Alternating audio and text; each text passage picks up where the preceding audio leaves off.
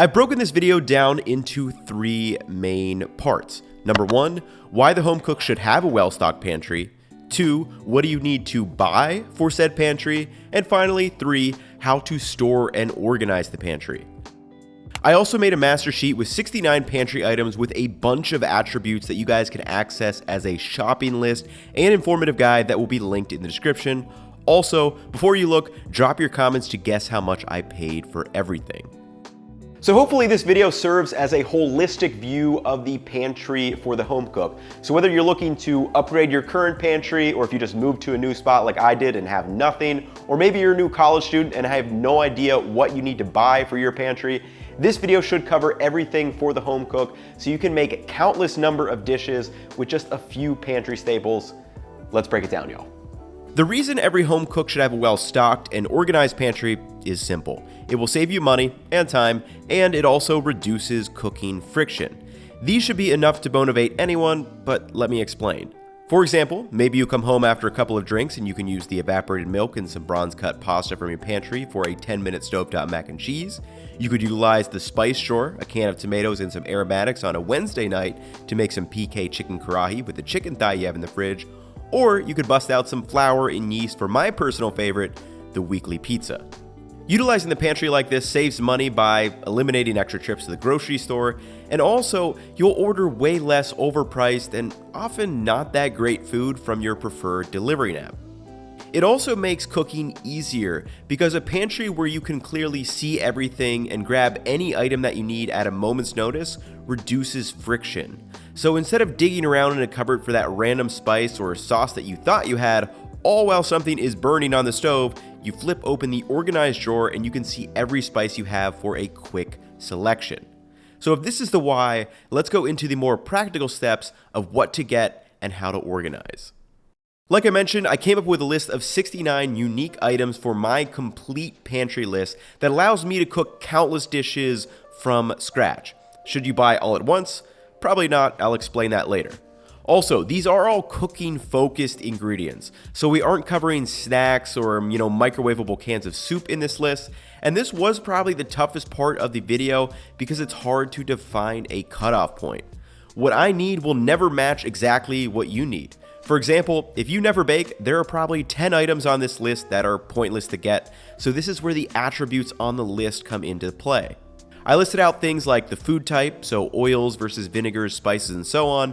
Then I also listed out the cooking role, like frying or sauce creation or baking, in addition to prices, usage, and notes on storage. So the first bare essentials that you must get are salt, fat, and an acid. First is coarse kosher salt. If there is a single salt to carry, this is it. This is your daily driver. I use Morton's, many people use Diamond Crystal. Just pick one and stick to it. Learn the pinches, feel it. This is the most important ingredient to have in your kitchen because it amplifies everything it touches. Second is the fat. At a minimum, you need 2 types in my opinion. 1, a high smoke point oil, and 2, a flavoring oil. In my pantry, I use peanut oil for my high smoke point oil and frying, then extra virgin olive oil for my flavoring. These are the 2 that I use for literally everything. Could you use avocado, coconut, or canola in place of peanut? Sure, but I keep it simple with just these 2. Lastly is an acid. My first choice is distilled white vinegar because it's generic and you can use it in just about any dish without forcing you into a particular cuisine or flavor profile like black vinegar or balsamic vinegar might. This is also the vinegar that I use for pickled onions, so I'm getting the big jug and it's super cheap. So with just salt, fat, and an acid, you can cook tons of stuff, but you just need fresh ingredients. So this is where the rest of the items get really interesting. Let's cover spices next. I have a list of about 20 on here, but maybe you want to start with like 5 to 8. For me, this would be whole cumin seed, coarse garlic powder, smoked paprika, red chili flake, and oregano. Also, I do have a whole video on spices, but in general, you just want to store these in closed containers away from light, heat, and the air. Also, I recommend going to an ethnic grocery store like an Asian or Indian store if you are making a bulk spice run. You'll get way better deals. For example, this bottle on the left from my major grocery store was $5.99 compared to just $3.49 for 3 times the amount of cumin seeds. Next, we have the vinegars. I already mentioned distilled white, but I also carry balsamic vinegar, red wine vinegar, and black vinegars, the latter of which is primarily used for Asian or Chinese dishes like that biang biang noodle sauce. And I generally do just collect more vinegars as I go on. There's a wide variety out there, but generally they provide some nice sourness and acidity. Next, we have flours and powders, primarily used for baking, and these are going to be all-purpose and bread flour, granulated sugar, brown sugar, baking powder, vanilla extract, instant yeast, cornstarch, honey, and dark chocolate chips, because you never know when you want to whip up a batch of cookies. And 2 pro tips here. If you do bake a lot, make sure you pick up a 1-pound instant yeast online, or they do sell them at some stores, because this will store almost indefinitely in the freezer. And then second, cheddar cheese powder. This stuff is great for putting on popcorns, but it can also be made to use cheese sauces like for queso or mac and cheese when you're out of the real stuff. Next, we have the canned items. Generally, I have 1 or 2 cans of beans, but I'll also have some dried like garbanzos. Then we have whole peeled plum tomatoes. Also, you do not have to splurge for the DOP Cert San Marzanos, but they definitely do make a bit sweeter and great sauce. I also have a tube of tomato paste, evaporated milk for 3-ingredient mac and cheese, chipotles in adobo, and then a can of tuna and sardines for like a quick lunch. Now, prepared sauces is where I like to go in on because they last a long time, and this keeps your options wide open with flavor profiles you can make. About half of these are used primarily in different Asian cuisines, but I have mirin, hoisin, lao gan ma or chili crisp, soy sauce, oyster sauce, Worcester sauce, Dijon mustard, ketchup, mayonnaise, sriracha, hot sauce, and better than bouillon. This stuff is so good, I might have to make a whole video about how I use it. For grains, legumes, and rice, I highly recommend bronze cut dried pasta. Literally $1 or $2 more per box for a much better product, in my opinion. You guys can check out my video if you haven't yet. Then we also have the rices. I carry jasmine, basmati, and arborio. Each have their different uses. And also, this is one where I would stock up at an Indian grocery store maybe if you do eat a lot of rice. It's much cheaper. I got this 10-pound bag of high-quality basmati rice for like $16. Last but not least, we have the root vegetables, which I keep in my pantry. There's no need to refrigerate these. These are the onion, garlic, shallot, and potatoes. Now, do you have those guesses ready on how much this stuff all cost? Well, drumroll please, I paid $298.23, and this is honestly less money than I thought it was going to be. I thought this was going to be like over $500. However, this is still a lot of money, so do not expect to go out and get everything at once. Instead, take a look at the cooking rolls and how much you need. Maybe grab a smaller bottle of olive oil to start, and don't splurge on real vanilla extract or that cheddar cheese powder. Instead, maybe if you cook a lot of Asian stuff, you grab the black vinegar, the soy sauce, and oyster sauce, which are common in many different preparations. I would try to keep like $10 to $15 open in the weekly budget so you can pick up a couple extra pantry items on the list and you'll be stocked up sooner rather than later. Remember, the pantry really is an investment. By the time you clock in a delivery fee or waste time in the drive-thru, you could have something made at home that is better and much cheaper. I've also left a column on where to buy some ingredients such as major supermarket versus ethnic grocery stores where you can get a much lower prices on some of these items. With all that said, these 69 items are really just a jack of most cuisines. If you are looking for specific cuisine staples, I would check out some videos like Bong Eats for a Desi pantry, or maybe Chinese Cooking Demystified for the finer detail on some things that I may be missing. But last, let's talk storing and organizing. Okay, so now that you have purchased all the goods, the work is not done because organizing the pantry is just as important as actually getting the stuff. Specifically, utilizing storage correctly extends the shelf life of ingredients, so you have to buy them less often, and organizing can save you from maybe accidentally buying multiple of the same item, in addition to saving time while cooking. An organized pantry also just makes it enjoyable to cook in. The past week, I've kind of been annoyed without my proper pantry because I've been waiting to make this video. But anyway, let's talk storage first. The one general rule we need to understand is this.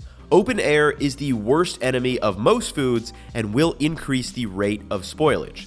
So to combat potential spoilage, this means we need to minimize the air contact. In practical terms, this means we should just transfer ingredients to smaller, airtight containers. For example, items like flour are often incorrectly stored and they go bad fast. Do not leave it in the bag with no seal, or else the air will oxidize the fats in the flour and cause it to spoil much faster, or bugs like pantry moths could just get in there. Now, these are fairly expensive, but I do like using large pop containers with a tight seal, and I also store things like sugars, rice, or just other powders in these.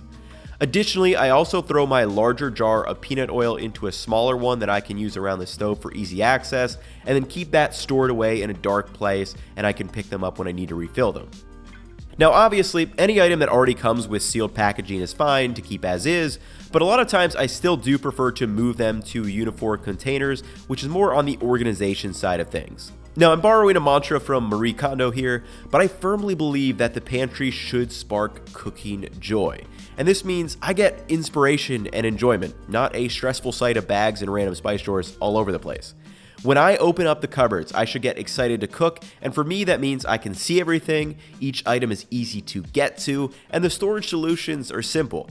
If you're starting from scratch, this is the process that I like to use. Number 1, remove every item. 2, evaluate and measure your space. 3, group like items. And 4, place each item in a defined space for easy use. Let's put it to practice. I kind of cheated the first step because I just moved, so I'm already starting with a blank space and everything is just out on the counter. But step 2, evaluate and measure the space. So in my apartment, I have these 2 large cabinets that are roughly 22 inches wide and 22 inches deep that are going to be my primary pantry. Additionally, I have this large drawer that will work perfect for my spices, so I got a spice rack to fit it.